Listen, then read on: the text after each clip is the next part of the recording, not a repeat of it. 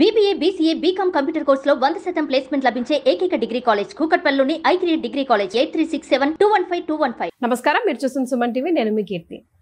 ఈ సంవత్సరంలో ఆదివారం పుష్యమి నక్షత్రం, అందులో వైశాఖ మాసంలో చాలా అరుదుగా వచ్చే రోజంట. అందులోని చాలా విశిష్టమైన రోజంట. చాలా ప్రత్యేకతలు ఈ ఒక్క రోజుకే ఉన్నాయి.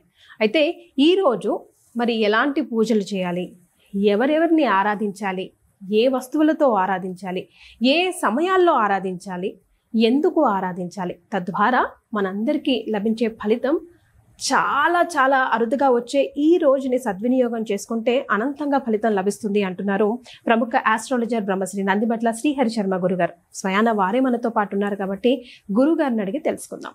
నమస్తే గురుగారు. వాగర్థావివ సంపృక్తౌ వాగర్థ ప్రతిపత్తయే జగతః పితరౌ వందే పార్వతీ పరమేశ్వరౌ. ఆదిత్యాయ చ సోమాయ మంగళాయ బుధాయ చ గురుశుక్రశనిభ్యశ్చ రాహవే కేతవే నమః. శృంగేరి జగద్గురు పీఠాధిపతులకి, కంచి పీఠాధిపతులకి నమస్కారములు తెలియజేసుకుంటూ కార్యక్రమాన్ని ప్రారంభిద్దాం. గురుగారు, నేను ఎక్కడో చదివాను, విన్నాను, మనం డిస్కషన్ చేసుకున్నప్పుడు కూడా చాలా సార్లు మీరు అన్నారు వైశాఖ మాసంలో ఒక ప్రత్యేకమైన రోజు, చాలా అరుదుగా ఈ సంవత్సరానికి అరుదైన రోజు రాబోతోంది. అదేంటి అంటే ఆదివారం పుష్యమి నక్షత్రంతో కూడుకుందని. ఈ రోజు మరి మేమంతా సద్వినియోగం చేసుకోవాలంటే ఎలాంటి దేవత ఆరాధన చేయాలి, ఎప్పుడు చేయాలి, ఎందుకు చేయాలి, ఎలాంటి వాళ్ళు చేయాలి గురుగారు? ఎలాంటి వాళ్ళు ఇన్ ద సెన్స్ అంటే రకరకాల కష్టాలు, ఈతి బాధలు ఉంటూ ఉంటాయి కదా. కొంతమందికి పిల్లలు లేకపోవడం, కొంతమందికి ఉద్యోగాలు లేకపోవడం, కొంతమందికి పెళ్ళిళ్ళు కాకపోవడం, అప్పుల బాధ తీరడం. సో ప్రత్యేకంగా వీరికైతే ఈ రోజు చాలా ఉపయోగపడుతుంది, ఖచ్చితంగా మీరు ఈ రోజుని సద్వినియోగం చేసుకోవాల్సిందే అన్నట్టుగా ఉందంటారా? తప్పకుండానమ్మా. అసలు ఈ వైశాఖ మాసం యొక్క విశిష్టత ఏంటంటే ఒక్కొక్క మాసం ఒక్కొక్క దేవతని ఆరాధన చేయమంటే ఈ వైశాఖ మాసము ముఖ్యముగా విష్ణువుని, లలిత అమ్మవారిని ఆరాధన చేయమని మనకు శాస్త్రం చెప్పబడి ఉంది. ఇక గమనించుకున్నట్లయితే ఈ వైశాఖ మాసంలో చేసేటువంటి దానాలు అనంతమైనటువంటి పుణ్య ఫలితాలు ఇస్తాయి. ఎందుకనంటే ఈ భూమి మీద ప్రతి మానవుడు కూడా ఎండవేడితో చాలా కష్టాలు పడుతుంటాడు. మనిషికి కావాల్సింది ఏంది? ఇంత కూడు, కట్టుకోవడానికి గడ్డ, గుడ్డ, ఉండడానికి ఒక ఇల్లు. అంటే ఏంటి?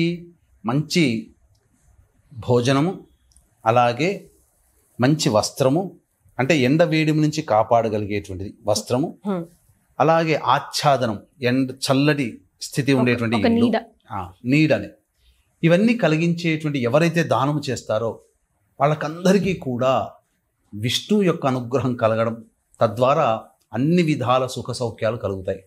అంటే శాస్త్రంలో ఏదో లక్షల కొద్ది, కోట్ల కొద్ది, వేల కొలది పెట్టి దానం చేయమని ఎక్కడా చెప్పబడలేదు. చాలా సులువైనటువంటి దానములు చేయమన్నది.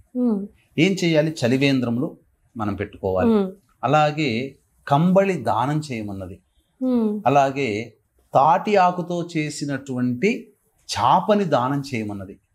ఇది వైశాఖ మాసంలో చెప్పబడినటువంటిది. అయితే ఈ వైశాఖ మాసంలోనే మహానుభావులు ఎంతో మంది పుట్టారు. ఈ వైశాఖ మాసంలోనే మనకు నృసింహ జయంతి వస్తుంది, అక్షయ తృతీయ, అలాగే పరమాచార్యుడైనటువంటి ఆదిశంకర భగవత్పాదుల వారు, రామానుజాచార్యుల వారి జన్మ, గొప్ప గొప్ప సంఘానికి, ఈ యొక్క సమాజానికి మేలు చేసినటువంటి వాళ్ళందరూ కూడా ఈ వైశాఖ మాసంలో జన్మించినటువంటి వాళ్ళే.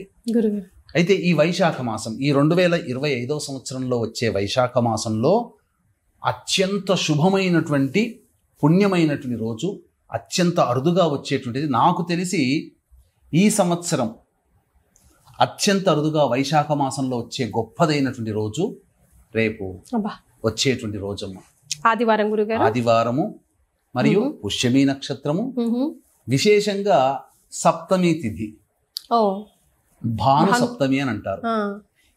ఈ యొక్క తిథిని పురస్కరించుకొని కొన్ని పరిహారాలు గనక మానవుడు గనక చేసుకుంటే తప్పకుండా ఎంతో గొప్పదైనటువంటి పుణ్య ఫలితం కలుగుతుంది. అంటే ఎందుకు చెప్తున్నానంటేనమ్మా, అతి శీఘ్రంగా ఫలితాలు ఇచ్చేటువంటి నక్షత్రాలలో పుష్యమి నక్షత్రం చాలా గొప్పది గురుగారు. దేవతా గణానికి సంబంధించినటువంటి నక్షత్రము. మరియు పుష్యమి నక్షత్రానికి భగవానుడు శని అయితే దేవత బృహస్పతి. అందుకనే పుష్యమి నక్షత్రానికి ప్రారంభం ఓం బృహస్పతిర్నః పరిపాతు పశ్చాత్, బృహస్పతి అనే నామంతో ఈ యొక్క పుష్యమి నక్షత్రం ప్రారంభమవుతుంది. ఈ పుష్యమి నక్షత్రానికి ఉన్నటువంటి గొప్ప విశిష్టత ఏంటంటే పోషించేది. అంటే ఒక తల్లి, ఒక తండ్రి, ఒక రాజు కన్నబిడ్డలుగా ఎలా అయితే ప్రజలని, తన సంతానాన్ని తల్లిదండ్రులు ఎలా పోషిస్తారో, ఈ పుష్యమి నక్షత్రంలో చేపట్టినటువంటి కార్యక్రమాల ద్వారా ఈ నక్షత్రానికి దేవత అయినటువంటి బృహస్పతి ఆ విధంగా ఆ కార్యక్రమాలు చేపట్టినటువంటి పనులన్నీ కూడాను సజావుగా పూర్తి చేస్తాడు. విస్తరించడం గురుగారు, స్ప్రెడ్డింగ్ సజావుగా పూర్తి చేస్తాడు, పోషింపబడతాడు. అంటే ఆ పనిని పూర్తిగా కంప్లీట్ చేస్తాడు అని అర్థం.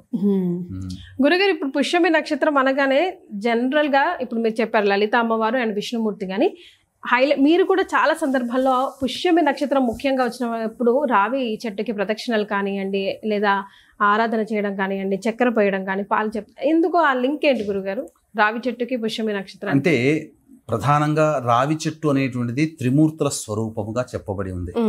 కాబట్టి విష్ణువుని పూజించే వాళ్ళైనా, ఈశ్వరుని పూజించే వాళ్ళైనా, లలిత అమ్మవారిని పూజించే వాళ్ళైనా రావి చెట్టు దగ్గర గనక చేసినటువంటి పూజ సత్ఫలితాలను ఇస్తుంది. ఇటువంటి ఆదివారము పుష్యమి నక్షత్రము రావడం చాలా అరుదు. పుష్యార్క యోగము అంటారు. ఈ ఆదివారము రవికి సంబంధించినటువంటిది. తర్వాత ఆ సప్తమి తిథి కూడా ఉండడం చాలా గొప్పది. కాబట్టి ఈ రోజున చేసేటువంటి పూజ కానీ, జపం కానీ రావి చెట్టు దగ్గర చేసిన, రావి చెట్టు చుట్టూ నారాయణాయ నమః అంటూ 27 ప్రదక్షిణలు చేసిన, లేదా శివనామ జపం చేసుకుంటూ శివాయ నమః అంటూ 27 ప్రదక్షిణలు చేసి శివాష్టోత్తరమో, లలితా సహస్రనామమో, లేకపోతే ఈ సంబంధించినటువంటి విష్ణు సహస్రనామమో గనక పారాయణం చేసినట్లయితే అనంతమైనటువంటి ఫలితాన్ని కలగజేస్తుంది. ముఖ్యంగా ఈరోజు చేసేటువంటి పని అతి శీఘ్రంగా నెరవేరుతుంది. వీక్షించేటువంటి సుమన్ టీవీ ప్రేక్షకులు కూడా ఏ సమస్య అనుకున్న సంకల్పం మీ మనస్సులో అనుకుంటే ఆ సమస్య తీరిపోవాలి అంటే ఈ రోజున ఇప్పుడు చెప్పబోయేటువంటి పరిహారము చాలా చిన్నగానైనా కానీ చేయవచ్చు గురుగారు. అంటే మనకు సమయం ఇక్కడ చాలా ప్రధానమమ్మా. మీరు ఇంతకుముందు అడిగారు ఏ సమయంలో చేయాలి అని చెప్పి. అమ్మవారి ఆరాధన కానీ, అయ్యవారి ఆరాధన కానీ విశేషమైన సమయం అంటూ ఉందా గురుగారు ఈ రోజు? ఎందుకనంటే ప్రధానంగా సప్తమి తిథి ఉదయం 7:20 వరకు ఉంది. పుష్యమి నక్షత్రం 9:50 వరకు ఉంది. కాబట్టి ఈ లోపలనే మనం పూజ చేయాలి. పైగా మేషలగ్నము, చరలగ్నము అంటే చేపట్టినటువంటి పని చక చక చక చక సాగిపోవాలి. ఓకే, అంటే ఈ రోజు ఏదైనా మంచి పనులను ప్రారంభించండి అంటున్నారా? ప్రారంభించినా మంచిదే. వైశాఖ మాసము శుద్ధము అనగా శుద్ధము, మరియు సప్తమి తిథి, పుష్యమి నక్షత్రం ఉండడం, అనుకున్నటువంటి పని పూర్తి తొందరగా అయిపోవాలనుకునేటువంటి వాళ్ళు ఉదయమే సూర్యోదయం 5:54 ప్రారంభమవుతుంది. కాబట్టి సూర్యోదయానికి ముందే లేచి కాలకృత్యాదులన్నీ తీర్చుకొని 5:54 కల్లా విష్ణు ఆరాధన చేయండి. ఎలా విష్ణు ఆరాధన అన్నప్పుడు చక్కగా ఉదయిస్తున్నటువంటి సూర్యుడికి నమస్కారం చేసి సూర్యాష్టకం 6 సార్లు చదివి 11 సార్లు సూర్యునికి అర్ఘ్యం ఇచ్చిన తర్వాత ఇంట్లోనైనా కానీ, లేదా తులసి చెట్టు దగ్గరనైనా కానీ ఆవు నేతితో దీపారాధన చేసి విష్ణు సహస్రనామ పారాయణం చేయడం. ఈ విధంగా చేయాలి. ఈ విధంగా చేసినటువంటి వాళ్ళకి విష్ణు అనుగ్రహం వలన చేపట్టినటువంటి పని తొందరగా అవుతుంది. ఈ రోజున ఇంకొక విశేషం ఏంటంటేనమ్మా, చాలా మంది ఈ యొక్క శ్వేతార్క గణపతిని పూజ చేస్తారు. కాబట్టి శ్వేతార్కం అంటే దాదాపుగా 25 సంవత్సరాలు వయసున్నటువంటి వృక్షంలో ఆటోమేటిక్ గా గణపతి ఆకారంతో తయారవుతుంది. ఇప్పుడు మార్కెట్ లో దొరికి అమ్మేటివి ఏవి కూడాను సరైనటువంటి కావు.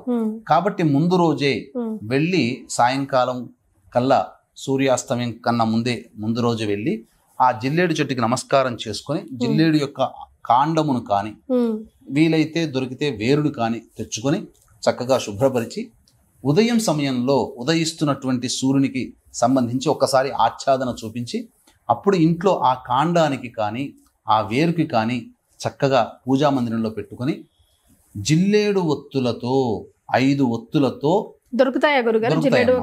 షాపులో దొరుకుతాయి. జిల్లేడు ఒత్తులని విప్ప నూనెలో వేసి 5 ఒత్తులతో దీపారాధన చేసి గణపతికి మూలమంత్ర జపం, దాని ముందు ఎదురుగా కూర్చొని గణపతి మూలమంత్ర జపం ఓం గం గణపతయే నమః, ఓం గం గణపతయే నమః అనాలా గురుగారు? గణాధిపతయే నమః అనాలా? ఓం గం గణపతయే నమః అంటే చాలు.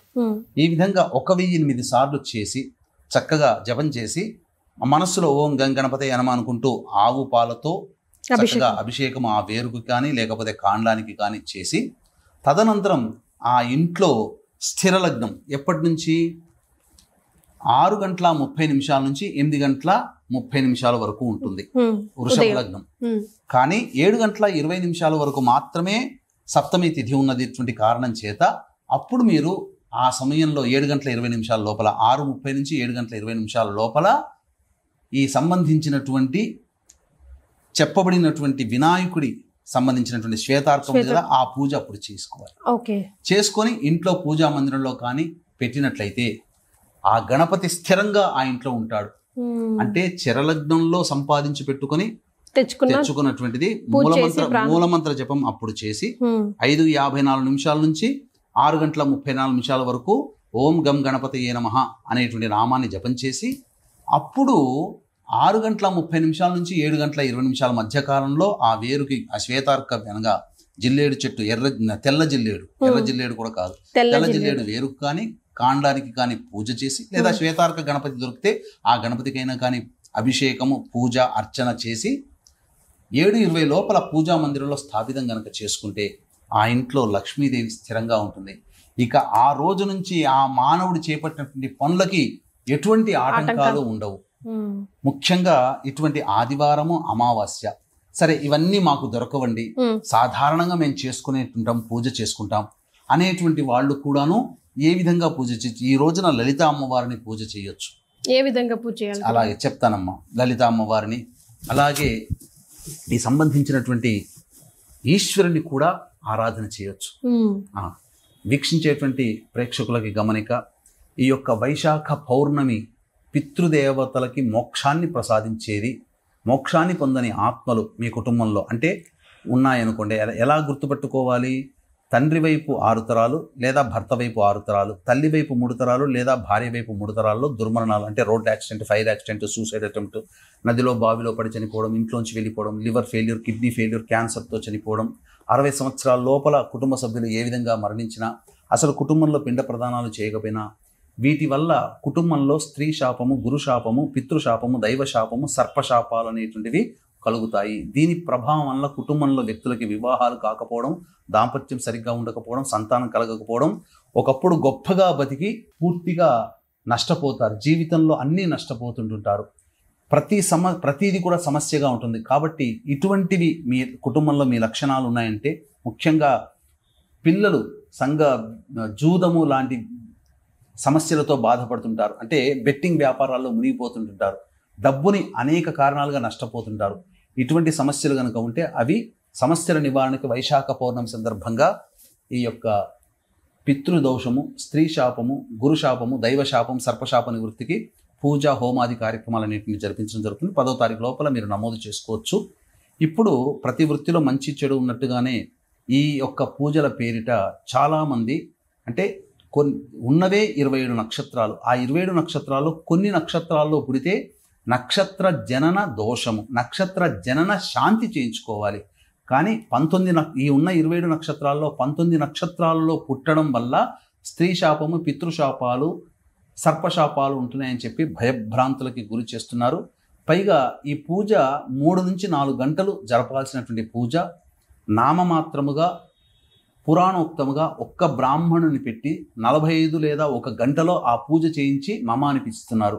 కాబట్టి మోసం చేసేవాళ్ళు ఎంతమంది ఎప్పుడూ ఉన్నప్పటికీ కూడా మోసపోకుండా ఉండడమే మన కర్తవ్యం. కాబట్టి నిజాయితీగా జరిపించేటువంటి కార్యక్రమంలో 2013 నుంచి ఈ కార్యక్రమాలు జరిపిస్తున్నాం. అవకాశం ఉన్న వాళ్ళు కార్యక్రమ తదనంతరం కాంటాక్ట్ చేసి అటువంటి 19 నక్షత్రాల్లో పుడితే దోషం అని చెప్పి భయభ్రాంతులకు గురి చేసే వాళ్ళ బారిన పడకుండా చక్కగా చెప్పిన లక్షణాలు ఉంటే అది నిజమని నమ్మి కార్యక్రమంలో పాల్గొనే ప్రయత్నం చేయండి. 12వ తారీఖు రోజున పౌర్ణమి రోజున చేసి సముద్ర స్నానం చేయడం ద్వారా పితృదోషాలు తొలగిపోతాయి.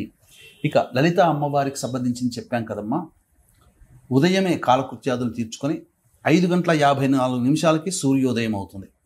ఆ సూర్యోదయం సమయంలో లలిత అమ్మవారి చిత్రపటానికి వేసి ఎర్ర జిల్లేడు లేదా తెల్ల జిల్లేడు దొరికితే చాలా మంచిది. తెల్ల జిల్లేడు పూలమాలని అమ్మవారికి వేసి లలితా సహస్రనామ పారాయణం చేసి పులగం నైవేద్యంగా పెట్టాలి. విష్ణువుకి సంబంధించి తులసిమాల వేసి విష్ణు సహస్రనామ పారాయణం, ఈశ్వరుడికి సంబంధించి చెప్తానమ్మా. తెల్ల జిల్లేడు పూల ఈశ్వరుడికి వేసి అప్పుడు ఈ యొక్క శివ సహస్రనామ పారాయణం చేయాలి. అన్నిటికంటే ముఖ్యంగా గమనించాల్సినటువంటి అంశం ఏంటంటే ఈ యొక్క పూజ చేసేటప్పుడు అర్చన చేస్తారు కదా, ఈ అర్చన చేసేటప్పుడు విశేషంగా ఈ వైశాఖ మాసంలో ఏ దేవత ఆరాధన చేసినా దవనము, మరుమము ఇవి రెండు దొరుకుతాయి. మరుమం అంటే దొరుకుతుందమ్మా విడివిడిగా మనకు. ఇప్పుడు చెప్పాలి అంటే పూజా సామాగ్రిలో దొరుకుతుంది, కానీ చాలా రేరుగా దొరుకుతుంది. ఎందుకంటే నేను ఈ మధ్యనే దవనంతో కూడా ఇంట్లో ఒక పూజ చేయడం జరిగింది. దవనము విశేషము, అలాగే మరుమము కూడా విశేషం. ఈ రెండు ఆకులతో గనక పూజ చేస్తే చాలా దేవతలు అతి శీఘ్రంగా ఫలితాలు ఇస్తారట. ఈ వైశాఖ మాసంలోనే చెయ్యాలి. ఈ విధంగా చేసినట్లయితే తప్పకుండా మంచి జరుగుతుంది. ఉద్యోగం రాని వాళ్ళు ఈశ్వరుడికి అభిషేకం జరిపించి తెల్ల జిల్లేడు పూలతో అర్చన చేస్తే, లేదా ఎర్ర జిల్లేడు పూలతో విష్ణువునికి అర్చన చేస్తే అతి శీఘ్రంగా దొరుకుతుంది ఉద్యోగం. వివాహం కానటువంటి అబ్బాయిలకి అమ్మాయిలు ఈ యొక్క చక్కెర కలిపినటువంటి నీటితో ఈశ్వరుడికి అభిషేకం జరిపించి గన్నేరు పూలు లేదా మల్లెపూలతో అర్చన చేస్తే అతి శీఘ్రంగా వివాహం జరుగుతుంది. ఉద్యోగం కోసం అయితే చెరుకు రసంతో అభిషేకం చేస్తే చాలా విశేషం. ఇక దాంపత్య సమస్యలు ఇవన్నీ తొలగిపోవాలన్నా ఈశ్వరుడికి ఈ ఆదివారం పుష్యమి నక్షత్రం రోజున చక్కగా మామిడి పండ్ల రసముతో అభిషేకం జరిపితే తప్పకుండా మంచి జరుగుతుంది. మామిడి చెట్టు కింద కూడా ఈశ్వరుని ఆరాధన చేస్తే అటువంటి ఈశ్వరుని ఆరాధన చేసినటువంటి అమ్మాయికి పరమేశ్వరుడు అంతటి వాడు భర్తగా లభిస్తాడు. ఎందుకంటే సాక్షాత్తు మీనాక్షి అమ్మవారు కానీ అమ్మవారు సాక్షాత్తు ఆ విధంగా మామిడి చెట్టు కింద ఈశ్వరుని ఆరాధన చేసే పొందింది. కాబట్టి మనం ఏ కోరికైనా అతి శీఘ్రంగా నెరవేరాలి అంటే ఇప్పుడు చెప్పబడినటువంటి విధానంతో గనక చేసుకుంటే మంచిది. మళ్ళీ ఒకసారి సమయం తెలియజేస్తున్నాను. సప్తమి తిథి ఉదయం 7:20 వరకు ఉంది. పుష్యమి నక్షత్రం 9:56 వరకు ఉంది. కాబట్టి 5:54 నుంచి 6:30 వరకు చరలగ్నము. కాబట్టి మీరు ఏ దేవత ఆరాధన చేయాలనుకుంటున్నారో ఆ దేవత చిత్రపటానికి పూలమాల వేసి ఆ దేవత ఆరాధన చేసి చక్కగా అభిషేకము, పూజ ఇవన్నీ కూడా అనగా నామజపం చేసి స్థిర లగ్నము, వృషభ లగ్నము 6:30 నుంచి 8:30 వరకు. అయితే 7:20 వరకు సప్తమి తిథి ఉంది. కాబట్టి ఉదయం 6:30 నుంచి 7:20 మధ్యకాలంలో పూజ జపము చేసి నైవేద్యం పెట్టండి. స్థిర లగ్నం చేయడం వల్ల మీ కోరిక అతి శీఘ్రంగా నెరవేరుతుంది అని చెప్పడంలో సందేహం లేదు. రైట్. సో విన్నారు కదా, ఈ వైశాఖ మాసంలోనే అత్యంత ప్రత్యేకమైన రోజు ఆదివారం పుష్యమి నక్షత్రంలో, అది కూడా భాను సప్తమి రోజు రావడం. ఈ రోజుని ఏ విధంగా మనం సద్వినియోగం చేసుకుంటే అతి శీఘ్రంగా మన కోరికలు ఫలిస్తాయి అన్నది గురుగారు చాలా కులంకుశంగా చెప్పారు. తప్పకుండా ఈ రోజుని సద్వినియోగం చేసుకోండి. అలాగేనమ్మా, ఈ రోజున కటింగ్ చేయకూడదు, మాంసాహారము, మద్యపానము, ధూమపానం చేయకూడదు, బ్రహ్మచర్య వ్రతాన్ని ఆచరించాలి, దాంపత్యం పనికిరాదు, ఇనుప వస్తువులు కొనకూడదు, శనికి సంబంధించినటువంటి వస్తువులు ఏవి కూడా అనగా నూనెని రాసుకోవడము అనేటువంటివి చేయకూడదు. సో అసలు నూనె కొనుగోలు కూడా పనికిరాదు. నూనె, ఐరన్ కి సంబంధించినవి ఏవి కొనుగోలు కూడా చేయకూడదు. రైట్. చాలా సంతోషం గురుగారు, ధన్యవాదాలు. సర్వం శ్రీ ఉమామహేశ్వర పరబ్రహ్మార్పణమస్తు.